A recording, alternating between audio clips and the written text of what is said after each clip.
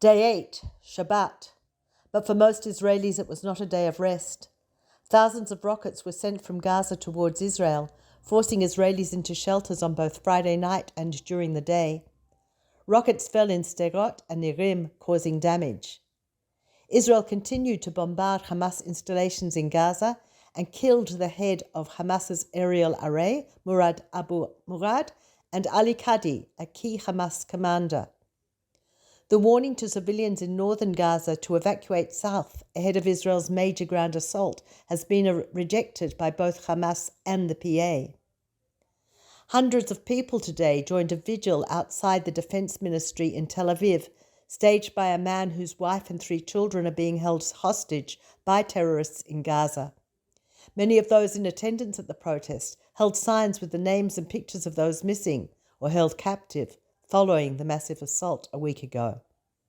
Former Army General Gal Hirsch, appointed by Netanyahu as coordinator of hostages and missing persons, announced on Friday the establishment of a team of some 200 reserve officers to maintain personal and direct interaction with the families of the missing.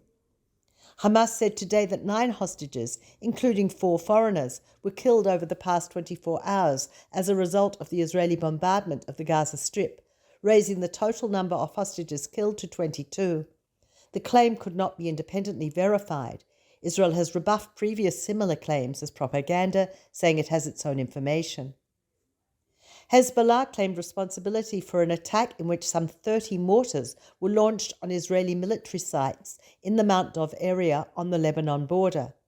In response, the IDF carried out a drone strike. The Health Ministry updated today that 358 people injured since the shock invasion by Hamas terrorists from Gaza and the ensuing fighting are still hospitalized. 102 are in a serious condition, 170 in moderate condition, and 86 slightly wounded. A total of 3,621 people have been injured since the war broke out. Prime Minister Benjamin Netanyahu has toured Kibbutz Be'eri and Kibbutz Kfar Aza, 2 of the worst-hit Gaza border communities, in last week's bloody Hamas onslaught. This visit was Netanyahu's first to the scene, more than a week after the massacres that saw more than 1,300 Israelis killed, most of them civilians, as waves of Hamas terrorists breached the border. Netanyahu has come under increasing criticism for not coming to the scene, attending funerals, or visiting the wounded. The Defense Ministry says it has authorized the donation of thousands of items for personal protection to IDF soldiers, including more than 50,000 ceramic vests, 20,000 helmets, and tens of thousands of other items used for personal protection, like knee pads and goggles.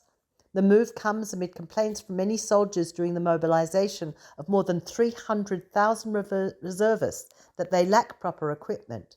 There have been similar complaints from the Standing Army. This is Peter Jones-Pellach reporting for NCJWA Australia from Jerusalem.